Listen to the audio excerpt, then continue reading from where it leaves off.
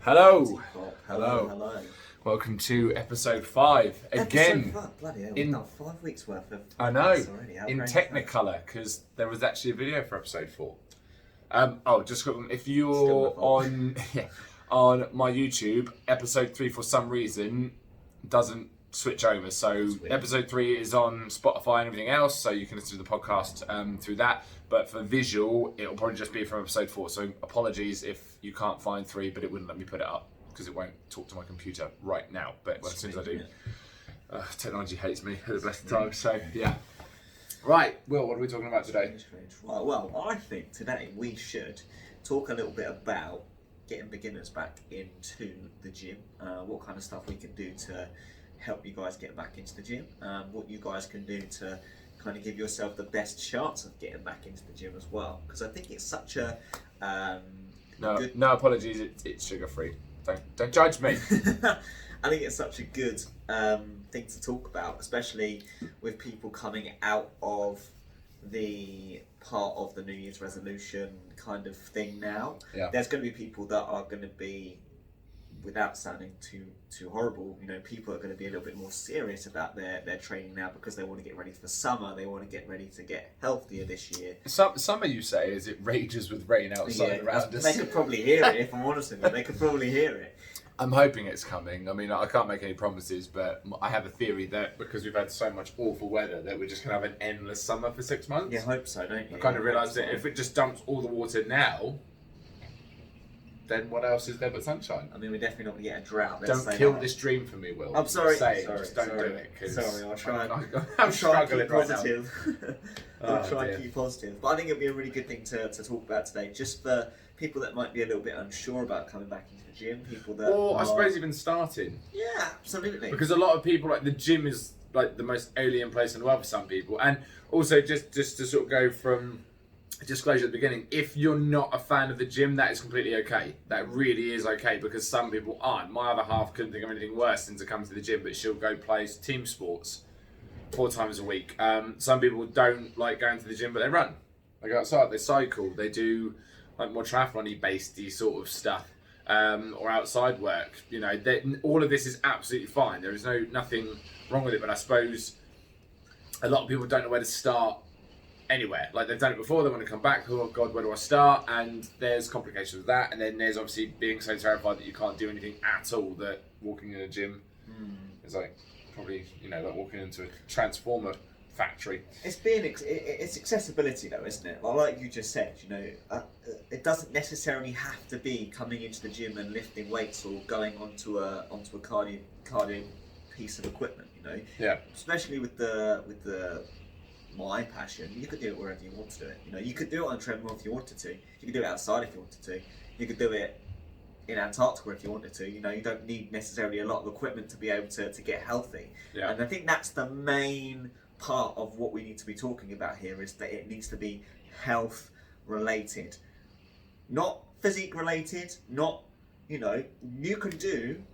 can lose weight, you can tone up, you can put on muscle, you can create a better lifestyle for yourself without coming to the gym. And I think that's one thing that maybe needs to be changed a little bit, because it's a very targeted I think, as I say, the big thing you hit on there is turning up to the gym to solely do cardio is a good way to introduce yourself to the gym, by all means. Like, the cardio machines are less scary because everybody knows how, or has an idea of how to run, how to cycle, how to row, how to go on a cross trainer. They're non-invasive machines. But after a while, you're basically spending your money on wasting your time, because these are things that you could do outside and reap far more benefits. Going out cycling and running outside in the sun, getting vitamin D on your skin, breathing in some fresh air, clearing your head and stuff, is very different to being in a gym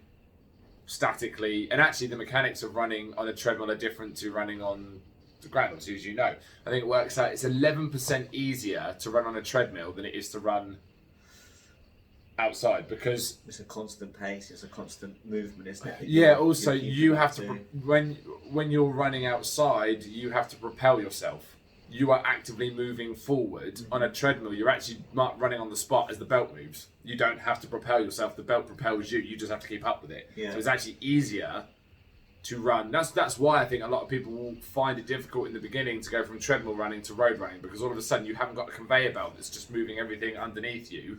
You have to move forward, and it is tricky. And also the circulation of air as well. It that sounds makes sense. silly. It sounds silly, but with a few of my clients, I've found that they've always run inside because they not necessarily wanted to do a running based goal. But now they have got a running based goal, they need to run outside. They need to get themselves outside, and it's different. It is totally different because it's cold air. There's wind in your face. You know, you're pushing yourself to a different level that maybe you're not on the treadmill, because you know you're burning throat feeling. Yeah, you're then having to, like you say, you're having to put more effort into what you're doing because you're having to move yourself rather than the belt is moving you.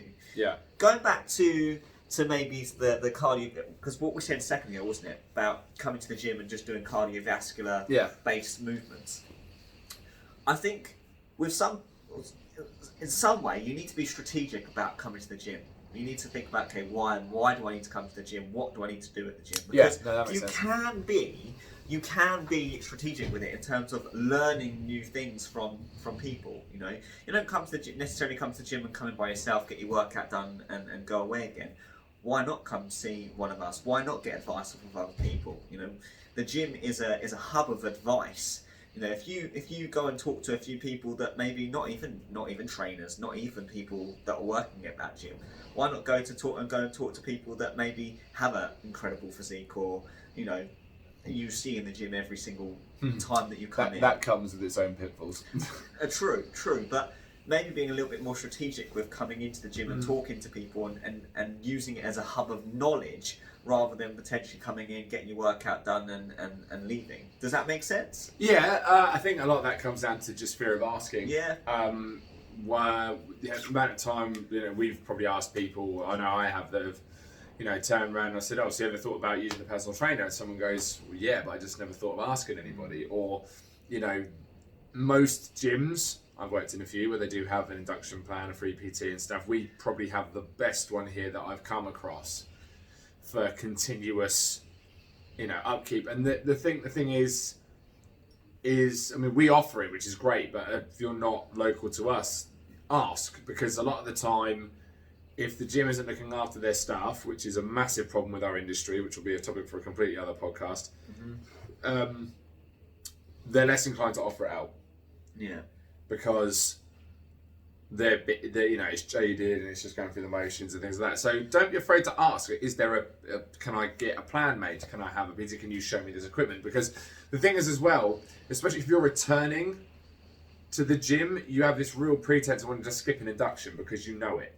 And that's fine, you may know it, but what it would be good to do is get in there and just familiarise yourself and have somebody just go, oh, give me 10. So at least you know what weight to start on. Yeah. Because the trouble is, you have an idea of where you were when the last time you came, and you come back in, and it's very daunting sometimes to try and go back to where you were, because hopefully you'll, you know, be wise enough to understand that there will be drop-offs and you're not where you were, but also that the equipment might have changed slightly, the layout's probably changed slightly, and it's going to be very disorientating. If you don't know where things are and you don't have a plan, you're just going to try and gravitate to what you know.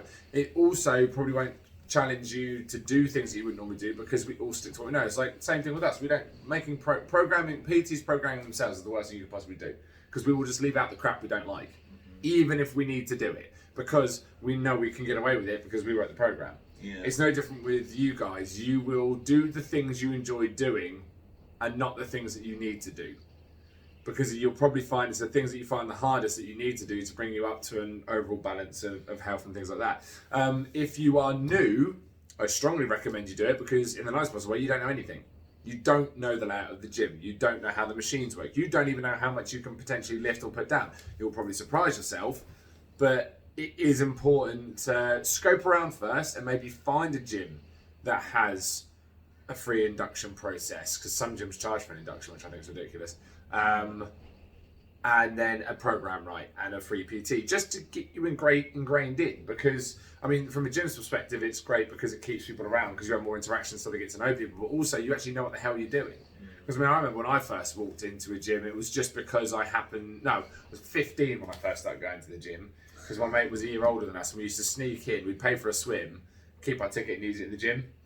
Which, you know, defrauding the system, but there you go. Can't come after me now. And yeah, and we just, you know, you do the usual stuff. Our friend was sort of training to be a fitness instructor, so he gave us some random stuff to do, and you're there bench pressing a 10-kilo bar and dying underneath it, or trying to bicep curl, and then a fit girl walks past, and every guy sort of instinctively goes, chest puffs out. And I think that's when I kind of figured that behaviour fascinating, because I even pointed it out to our friends once. This girl walked past us and we all sort of instantly sucked our guts in and puffed our chest out. Now, do you realise we've all just done that? And they went, no. And I went, yeah, you didn't even need to think. It was the instinctual thing as an attractive woman walks past. Oh, suck the gut in, puff the chest out. Yeah. Yeah, I mean, I think the induction process is a really good thing, especially for beginners. But one thing that I've found is really valuable when talking to people is give yourself a time that you're 100% going to dedicate your time to doing whatever you want to do. I think that's going to be a really, really important part of your training regime, because it's fairly easy to go, oh yeah, I'll go tomorrow at maybe 6-7 o'clock, and then it gets to 6-7 o'clock and you don't actually go, and then you go, oh that's alright, I'll go the next day, and then you don't do it.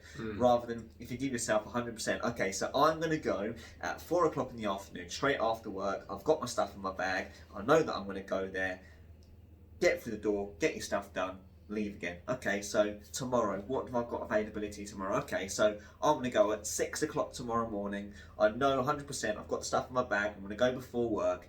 Giving yourself something that's going to be 100% guaranteed and built into your day is going to make it a lot easier for you to be able to hit something. Because yeah, completely. And I think with that one is just be reasonable on what you actually can and can't do. Yeah. Like, it may be that in the beginning you're just turning up twice a week. Yeah. At a time, because you know you've got to start integrating in, like, you know, that you'll never find time, you have to make it. Case in point, yesterday I was so busy that I genuinely didn't have the time to get because I'm only doing 2 workouts this week because I'm on a deload, but I didn't get time to do it. But I was kind of lucky because I did, on my powerlifting course on the Sunday, I did 2 big lifts. So, you know, I hit my legs anyway, and I made sure I did bench and deadlift on the Tuesday, so it's only shoulders that are off. But I know personally that I can naturally get away with neglecting shoulders a bit because that's my stronger natural point. So, you know, it's not too bad. But yeah, so I think the biggest issue as well is that we all of a sudden assume we're going to be training 5 days a week. Like with my online clients that I have, it's small changes, because a lot of these guys haven't exercised in a long time, or they haven't been to the gym in a long time. And it's like, look, for now, all I want you to do is go for a walk once a week, or get into the gym once a week, because you have to understand you've built an entire life around everything else, and you're trying to add more in. And that could be tricky at first. Yeah. Taking what you said about times as well, is we all have power times where you get the most done. Yeah. Like for me, I know it sounds really stupid, but if I've got paperwork to do, 9 o'clock at night is my power time. Like I've got a little, well, because I'm so used to having to work long days. True, that the only time I used to have, like when I was doing assignments and things as well, like for massage therapy, behavioural therapy, and all these other courses I've done, my power time was 9 in the evening, even if it was just for half an hour to an hour. Because I would have finished eating, I've done everything I need to do, and I can just sit down, blast it out, and because I had a limited amount of time.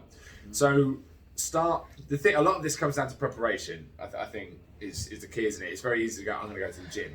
Preparation is massive. But you've got to go, right, what times do I have available to go to the gym? What condition am I in right now? Yeah. What do I know? And when you build this matrix up, because everything is data, right? And you know, even if your weight fluctuates up and down and stuff, if you start looking at things as data rather than absolutes, then it becomes easy to examine where you're at. So for instance, right, so you've got your data at the moment. So you know, ideally, really, you can train maybe 3 times a week, definitely 2. Stick with 2. Don't stress out about the third one. You then go, right, what ability am I at? I used to go to the gym. I'm still relatively fit. Fine. So you'd come in at a medium kind of intensity just to get yourself back to where you are. Or if you're like, I'm a complete beginner, come in and just orientate yourself. Nice and easy. Low weight, high rep stuff, just to get movement rights and great movement patterns and things. And then it's what do you know? What do you know any of the machines in the gym? No. Right. Then maybe getting to learn the machines, watching people, how they use it, asking for some help. You're still getting a benefit, even if it's not physical, because you're setting yourself up for the best long-term plan. But the trouble is, as you say, and if we use the term resolutioners, as much as I don't really like using it, but you know, there are those people that have never done it before, they rock up and don't know what they're doing, and they'll try stuff, it won't go right, they don't get results because they need it now, because they've realised that I am not where I want to be and I want to be somewhere else. They've given themselves the worst possible setup, and then we see the drop off, which is actually generally around this time. I think you've got it's difficult because there is so much information out there now. Most of it, or should we say some of it, who isn't selling the next best exactly. But I think sometimes research can be a really, really good thing to do, especially when you're first starting, because I think sometimes people do walk into the gym is what I actually meant to say, into the gym, and they look at everything that's around. They think, oh God, what the hell am I doing here? Rather than if you've done a little bit of research, okay, so I know that I want to lose a little bit of body fat. Okay, best ways to lose body fat. By the way, is just before you search that and get 1,000 answers, it is a calorie deficit and resistance training. Yeah. Just to clear that up, because if you type in the best ways to lose fat in Google, you are going to see some weird ass shit that you don't need. You just need to control energy balance and add some resistance training in. You will be fine. So but yeah, you're right. That was a loose thing. I'll just say a little bit of research might be a good thing. But I think, looking at a little bit of research just before, a little bit of loose research. It doesn't have to be specifics, biomechanics, whatever. Look at the simple parts and things that you can do to come into the gym. In a way, I know that there's quite a lot of stupid things out there in terms of workouts. There's a lot of stupid stuff out there. But if you can find some simple movements that maybe might be valuable to you, then I think that might be a good thing to do, because although you may not know how to use it efficiently and effectively, hitting simple movements, shoulder press, to a degree, chest press, leg extension, those kind of machines, lat pull down might be one in terms of, I know people do swing, but using those kind of loose and knowing them loosely will really benefit you, maybe if you're trying to get yourself into the gym, because then you're maybe a little bit more familiar with those machines. Yeah, I think machines are the way to go, because they're, in the nicest possible way, they are idiot proof. Yeah. It takes a lot to balls up a fixed resistance machine. That's why they have them. Free weights are king because they train you in all planes of movement. Yeah. They work on instabilities, and they'll exploit weaknesses, which means you have to get better on them. But if you are looking to just start adding resistance to your workout and some simple push, pull, leg movements, you can't go wrong with machines, because they're designed that they can't go wrong. They have a little demonstration, you can see somebody else using them, it doesn't require much thought process, as long as you're just roughly set up in the right way, and you'll know roughly if you are or not, because it will feel awful if you don't. Yeah. The other thing is this, home workouts got a shot fired at it the other day, and there's nothing wrong with those. But I do agree, the point is that after a while, jumping around in your living room is only going to get you so far, which is why ideally you should add resistance in, because resistance is the key to most things. But if you've been doing home workouts and you're comfortable with those movements, go to the gym and do them in the studio. Because all we're looking for you to do is transition from somewhere that you feel really familiar and safe with to somewhere that you feel less familiar and safe with. So if you are used to doing an aerobic routine in your living room, go do it in the studio.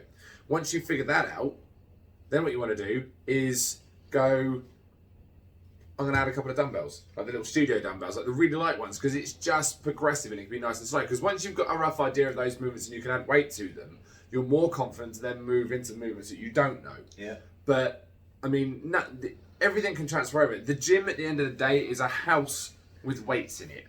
That is all it is. It's a house with multiple rooms and multiple weights. So it isn't as scary as everyone makes it out to be. What you're scared of is a lack of knowledge and a fear of people looking at you thinking, Jesus Christ, does this idiot know what they're doing? Well, everybody who walked into the gym felt like you did to start with. Everybody who walked into the gym first time around had no idea what they were doing. They say they do, but they didn't really in the grand scheme of things. And nobody, in the nicest possible way, not to make you feel insignificant, but nobody cares. Nobody cares. All people are going to do is notice that somebody new's come in and... But maybe they might not even know that they're new. No, that's what I mean. I'm saying people are so new. blinkered and doing what they're doing that they're probably not even going to notice you anyway. And the other thing that pops up every now and then is there's a lot of... New Year's resolution is get a lot of shit on social media from current gym members, blah, blah, blah, blah. Well, first of all you arseholes that are digging people out were New Year's resolutions at one stage, so shut up and get back in your box because you were there first. And second of all, if the gym doesn't get people in it, the gym closes. So it's never a bad thing to have people in. And also, you know, this is mini rant inside of this, discouraging people from going in because you're annoyed that you can't get on the equipment you want to get on. Well, you should know more than enough to be able to change a routine. These guys are learning, they're trying to get involved, they're trying to enter the world that you enjoy. Yeah. So why would we not encourage them and make them feel like they should join in? Because we got it this year. So many people, oh God, so busy in the gym now. Oh, New Year's resolutions. Well, first of all, actually, everybody who came back in January, you already knew. They weren't actually New Year's resolutions. It was just the December drop-off crew came back. So all you did is for the last 4 weeks, you've gotten used to it being the gym to yourself because you've carried on your training when everyone else dropped off. Yeah. And then come back and you're moaning that it's busy. But you know, you've been doing the same thing over and over again. Use an excuse to switch it up. And yeah, but for those of you guys that hear all this stuff, oh, I don't want to, I don't want to get in anybody's way and I don't want to be judged. Honestly, ignore them because they're just being stupid and they just want to, have their 2 minutes on the soapbox. But coming in and doing what you know and transferring over into a gym space is probably a really good way of doing things because even if it's coming, as we say, as much as coming in and I've said cardio after a while is kind of a waste of money. If that's all you know, get in the gym and do it. Because you'll familiarise yourself with the space. And then once you're familiar with the space, it won't daunt you so much. You'll be more inclined to stretch out. It's no different than when you're a child. You stick to the rooms you know. You stick to the places you know because you know them. You know the orientation, you know where the exits are, you know where the entrances are, you know where all the objects are. You move into a new room, all of a sudden you'll freeze again because you have to reorientate yourself with everything. So if you know that section of the gym, I mean, like in our gym, for example, if you had never been in a gym before and you go down to the ground floor, you never walk in a gym again. Yeah, it can. It's just all free weights. It's all big metal objects. Yeah. People lifting big stuff. Those people are lovely, by the way. So if you come to our gym, please don't feel daunted at any point because nobody here would ever not encourage you or try and help you or spot you or anything else. We're very, very inclusive here. But if you're not used to everything and that you don't know what those machines are, it's going to terrify you. Yet if you go upstairs and you find that little corner where all the cardio stuff is and you think, I feel comfortable here, stay there until you're really comfortable there and then you can start encroaching back out. Yeah. How much do you know about your goals that you're going to go for this year, Vince? How many goals have you set yourself this year? Ooh, how many goals? So my goal this year is twofold. Mm-hmm. One, to hit a set of strength targets, which is by the end of the year, I would like to be able to squat 200 kilos. Yeah. Deadlift 200 kilos in a way that I would be happy doing it because I've dabbled over it before, but I wouldn't. I would say it wouldn't. It was very unclean, or it was like I've car deadlifted 210 before, which is a slightly different mechanic. Mm-hmm. So straight bar, deadlift 200 kilos, squat 200 kilos, overhead press strict 100 kilos, and bench 100 kilos. Now, on my powerlifting course, I managed to get 100 kilo bench out, and it went up the best it's ever gone up. So thank you so much to the very old 83-year-old powerlifting coach we had, who used his Mr. Miyagi ways to just completely no. It's like story, proper Daniel's son being was like, no, you do it like this, tighten up, and do that. And all of a sudden, literally, I called it up and I'm thinking this isn't going to go anywhere. Broke my chest and went, poof, up it went. I was like, Jesus Christ, like, the joke was like, for every PB you get, you got to give us a Mars bar. I was like, man, I'm going to buy you a bag of Mars bars for that, because the chest is my weakest point. Yeah. It really is. And the other thing that is the other side of this, from a mental health perspective, is gaining weight without freaking out. Yeah. For me, gaining weight is a big psychological battle because I was picked on a lot all the way through school for it. Yeah. And as I've said before, I wasn't overweight in the sense that I was fat. I was overweight because everybody else was malnourished. Yeah. Because I grew up in an area where, it wasn't the biggest thing to, make sure that your kids were eating nutritious food, and that's what my parents made sure that I did. So for me, I mean, I have a body fat goal I want to stay into. Yeah. And I'm there at the moment, which is great. But my aim is to be able to keep going with this and be okay with climbing up in weight and not freak out about it and sabotage myself. Because that's why I've never managed to stick to a strength goal before, because I genuinely would freak out the moment my weight went up and I'd just bomb it and have to cut it down and lose it all. So these are your macro, these are your long-term goals, aren't they? Yeah. So what would you say are your short-term goals? How would you say that you're going to get to those positions? What have you done, or what are you doing to cut? There is a reason why I'm asking. No. I'm sure there is, my man. There is a reason why I'm asking this. So it's mainly the programming. I have a program that I'm going to stick to. It progresses up on a 3-week cycle, then you deload off. Sorry. Bless you. And kind of not watching what I'm eating, because sometimes I don't, but being a bit more forgiving with myself. So as my micro goals, or mesos, whatever. Micro and macro, isn't it? Yeah, micro, macro, meso. Yes, there we go. So my macro goals are to continue with the program. I alter it every now and because my program is very malleable, and it says it has a principle that you have to follow, but you can decide how you follow that principle. Mm-hmm. Very much like diets. Yeah. So every cycle I change it a little bit to see what works best.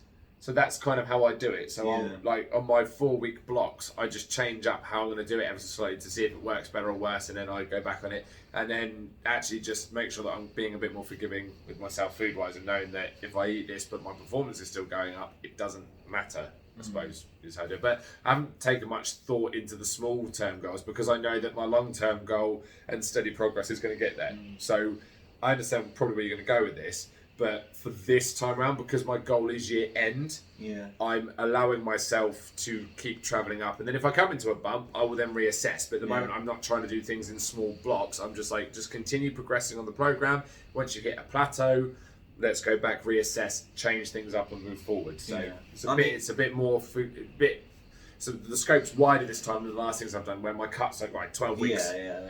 12 weeks. It's like, no, you have a year to just move ahead. I'm very different. I have to have very, very small goals and have a big goal. So obviously I'm doing my half marathon on the 26th of April, but I know how many miles I want to do per week. I know what I need to be running at in terms of my pacing for all of my different runs that I have to do. And I got to know that because I know that will motivate me. Right. And I think that is super important with people that are first starting. And what I try and do with a lot of people is give them, obviously they know that their big macro goal, their massive goal is that they want to, whatever it may be, lose weight, put on muscle, run a marathon, whatever. That's their big macro goal.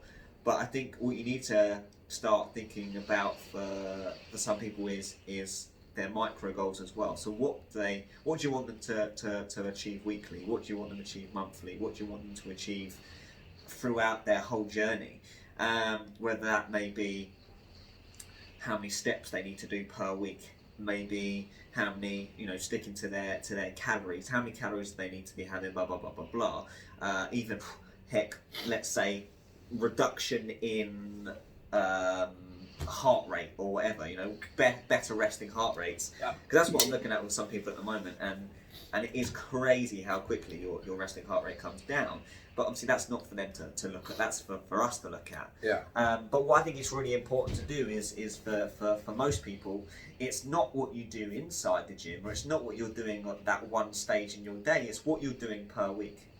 So say I want you to do 10,000 steps per day, that's however much that is at the end of the week.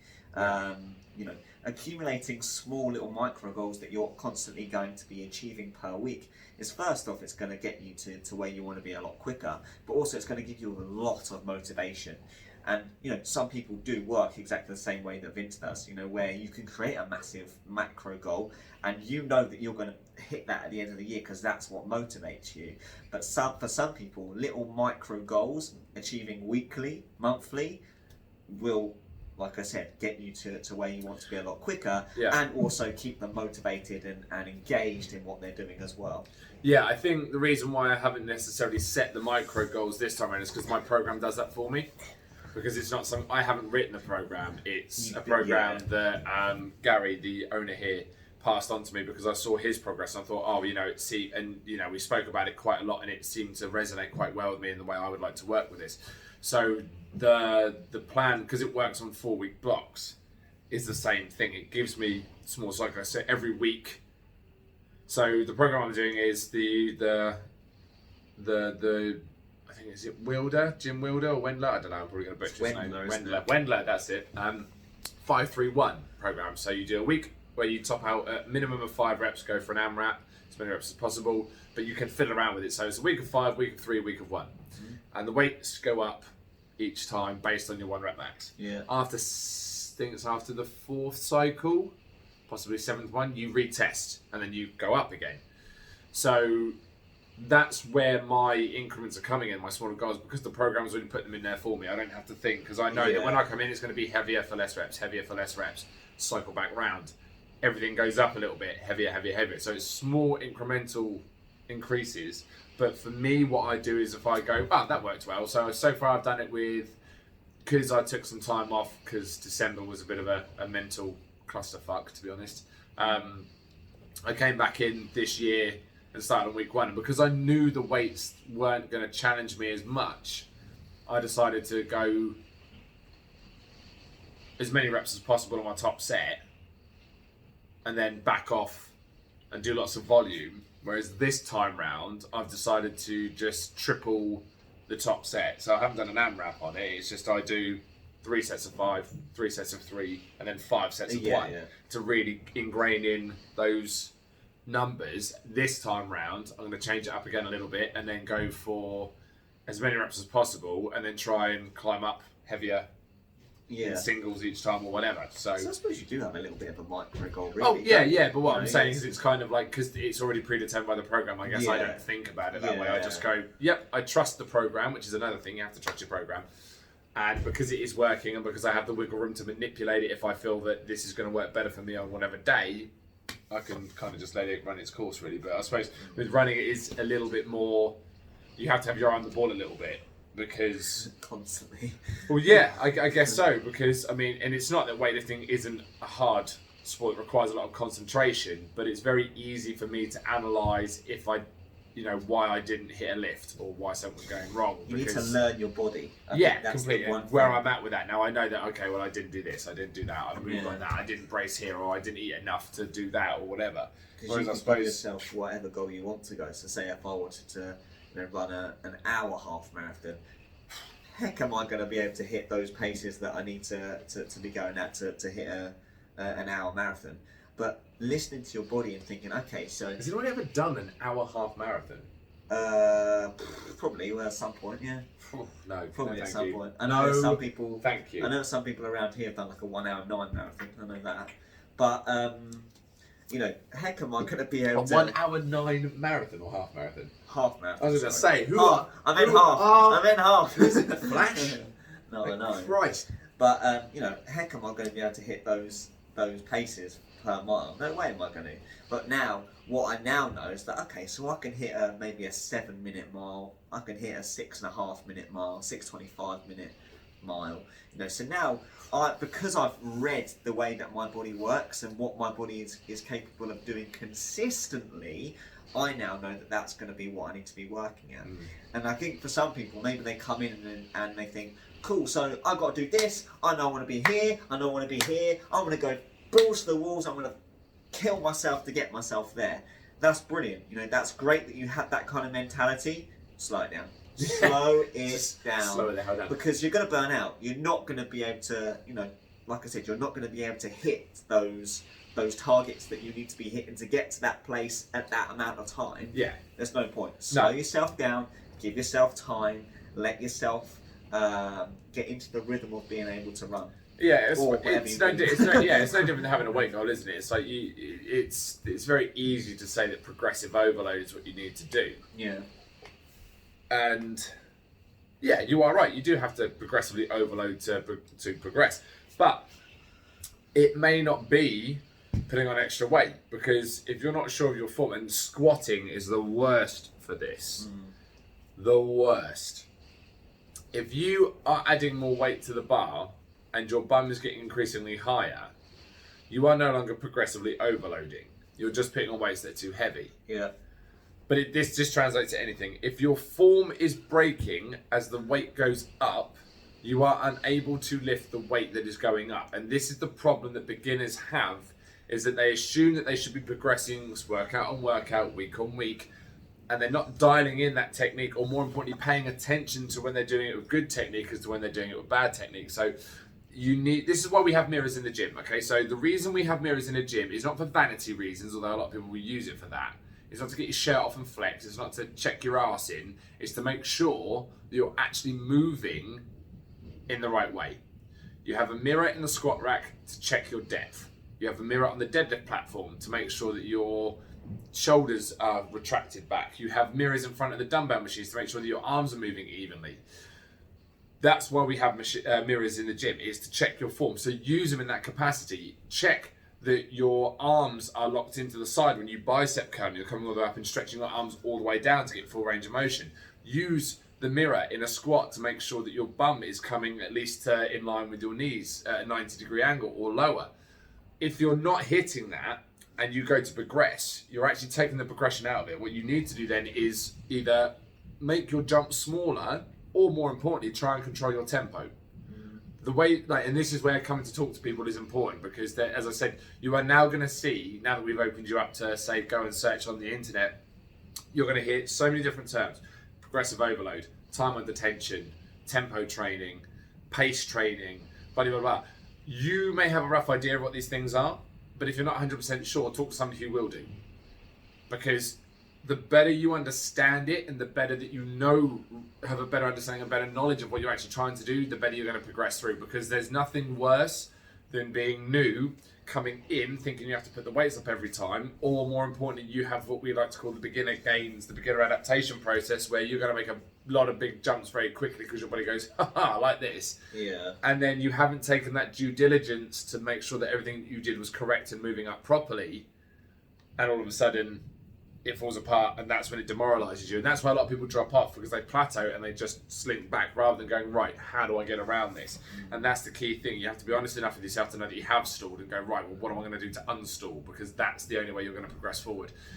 Then you get the yo-yo gym goers that, I just don't have the time now, or I wasn't really seeing results. If you're not seeing results, you have to talk to someone, because it might be that the results you wanted are unattainable, in a sense that, so someone, I ask people this all the time, and I say, what's your goal? I want to get down to 10 stone. That's a very specific number. Why 10 stone? Because I feel that's what I should be. Well, that number's just been pulled out your butt. It's just an arbitrary number that you feel that you should be that size. Yeah. When actually you could get to 10 stone 4, look absolutely phenomenal, but you'll drop off because you didn't get the results you wanted, because you couldn't lose those last 4 pounds. So it's very important to understand that if you're plateauing off, and if your goals are not, you don't feel like you're achieving them, that you reach out and find help to maybe. Sometimes you have to walk away from it for a bit. Yeah. Like if you've sort of dialed down, like if you look at strength, I suppose is the best way, because weight loss is a funny one. You've hit the most amount of strength you can possibly hit, and no matter what you do, you cannot get any higher. You're frustrated. You're now no longer motivated. What I would suggest is, rather than banging your heads against a brick wall or going, oh, well, this is it, or then it's very easy to walk into the PEDS route, the performance enhancing drug route, once you've hit your plateau. Oh, this is as far as I can go. Go and do a bodybuilding circuit. Spend 4 weeks packing on some more muscle, because you can only go so far with the muscle mass you've got. With weight loss, rather than doing shitloads of cardio, because you'll only burn so much, or you get to a certain point, add some resistance training in. Do some strength training. Give yourself a break to come back in fresh, because you'd be surprised what you discover when you break away from just headbutting that goal all the time and take a step back. You'll see that, oh, actually all I need to do is move around and I'll see where I'm going from it. And that's the other thing with goals as well. Just understand that there are more than one way to get there, and it's okay to deviate. As long as you're still moving in the same direction, deviation is not the problem. And even if your goal is to just get healthier or just enjoy your process, enjoy the gym, then do you know what? That's probably the best thing that you could have. If that mentality is what you are striving for, you're gonna have the best time. You're gonna have the best time, and that's what sometimes I say to people. You know, goals can be very, very people. For me, incredibly important.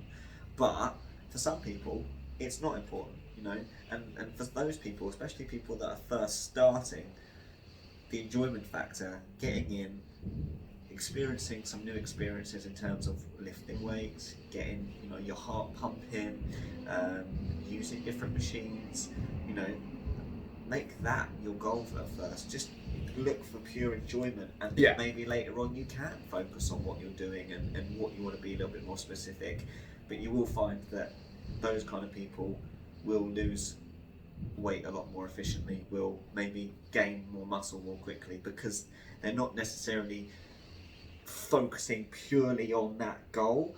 What they're doing is they're focusing on the actual enjoyment factor of what they're doing. Yeah, and that's the thing. Like I've been down the roads before. I mean, I think if the goal is intense, it should only be done for a short amount of time. I really do think that that's the case, because you can really fall out of love with something very quickly if you squeeze it too tight, as you just said there. Coming in and learning to just enjoy being in the gym, as you say, is probably the number one goal you should have as a newbie or a returner. Just getting back and enjoying being part of that environment. Yeah, absolutely. Once you nail that down, and you can always go back to just enjoying it, then it becomes very easy to adapt. Yeah. And it is very easy to say something like that as personal trainers. Oh, it's easy for you. You guys work in a gym, so it must be easy for you to enjoy it. I will tell you now, some days the last thing I want to do is pick up a barbell. I really don't. Like when I was a lifeguard for a long time, and people would turn and say, "Oh, it's easy for you. You must swim all the time." By the time I finished staring at water for 8 hours, I don't want to fucking go in it. I just get me out of it. And it just comes into knowing that the act of moving for health benefits is more enjoyable than a performance goal. Performance goals will help you. They'll keep you focused. But enjoying doing something to improve your health shouldn't be that difficult to get your head around. Because at the end of the day, we all have things we want to continue doing for as long as possible. And the best way to do that is to just enjoy moving. And again, to say, it doesn't have to be in the gym. It can be join a team, join a sport, go for a walk, get out on the water, buy a kayak, get a paddle board, whatever. It doesn't have to cost any money. It can cost you the earth. It's whatever you want to do. It just has to be something that you can enjoy no matter what mood you're in. Yeah. And for me, going to the gym is great because it helps me clear my head. I enjoy it, and I enjoy seeing the progression. In the summer, at the same time, I'll quite happily sack the gym off and go out on my board. Yeah. I'm on the water for an hour. Not even really doing that much, but it's still moving, but working more on my overall well-being and mental health, because it helps me clear my head. The winter's a rough time for me. It's very easy for me to fall into myself because I can't escape outwards. So the gym is my escape inwards. Yeah. So variation. Yeah. I think that's the one thing that you're going for there is variation, isn't it? Yeah, completely. You need to vary what you're doing. If you're getting, like you said, if you're getting a little bit bored of what you're doing, mix it up, vary it up, go outside, go for a walk, swim, run, whatever. Go for it, do it. And I think going back to it being easy for us, I think we are incredibly lucky to have such a passion for what we are doing. And I think it's not in terms of being lucky to you're lucky you work in a gym. It's not being lucky. I think we're incredibly lucky to be passionate about what we do and passionate about helping people, passionate about the sports that we want to be training people to do. Yours is women powerlifting. Mine is I'm glad running. you added powerlifting after that. Sorry. Yours is women. Yours is women. Pause. Powerlifting. Let's shorten that down a little bit. Female strength and confidence training with behavioural therapy is actually not just that women. one, Powerlifting. Yeah, I meant that one. God, right. But yeah, I think we're incredibly lucky to be passionate about what we do. Yeah, but and on that point as well, I didn't really. I've always enjoyed going to the gym. Yeah. But I didn't get into anything like that until I was much older. I say much older, on the grand scheme, there are people like yourself that were getting into this like in their teens. Yeah, well, I've ran all my life. But I started here when I was 16. Just turned 16. Exactly. Like, you were 16 when you got into this environment. I mean, I was going to the gym at 16. I'm 22. But I wasn't, really into it in a sense. I enjoyed it and it, it made me feel relatively good. But I had no clue what I was doing. I just turned up and did things that worked and I'd used a few programs, lost some weight, got some compliments. So that's quite nice. It wasn't until I was literally when my daughter was born, when I was 23. Oh, Jesus. 22. That's like me having a child now. Yeah, I was 20. I was 22 when we found out Woo! we were having her, and I was 23 by the time she was born.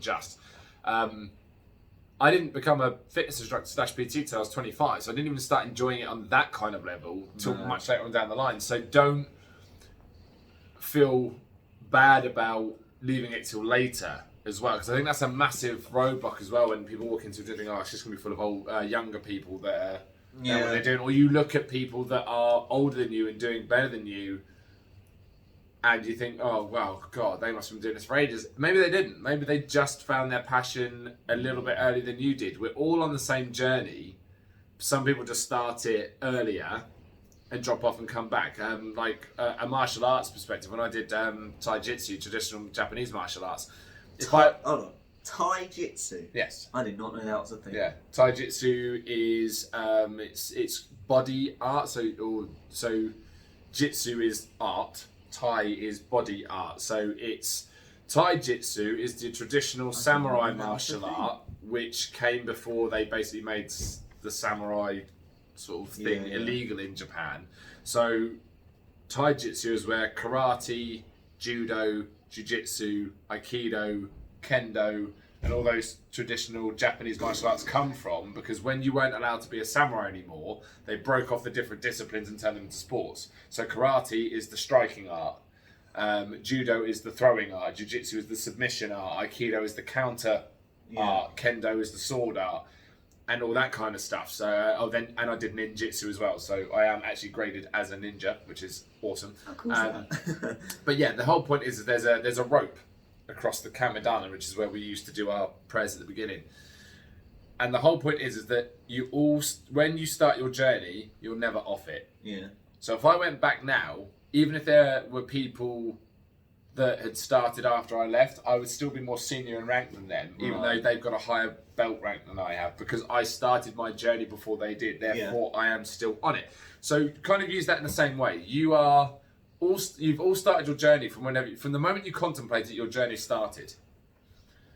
People may have got on there just before you. Some people may have got after and may have decided they want to put a bit more into it. But the fact of the matter is we're all on the same journey. We're just at different points, and we're all going to try and help each other move forward. There are people that are knobheads and they do want to go off and do their own thing and put other people down. Screw them. They're not important. They're not the people you want to associate yourself with, because there is far more people that want to move you up and keep you where you want to go. Focus on that and keep that as your main go-to. I think that would probably be a good point to end it on, is that, for every person that, wants to make you feel bad, there are at least 10 to 12 people in the gym that will make you feel good. And just focus on those people. Find those people, find us, and we will make sure that you enjoy it as much as you possibly can do.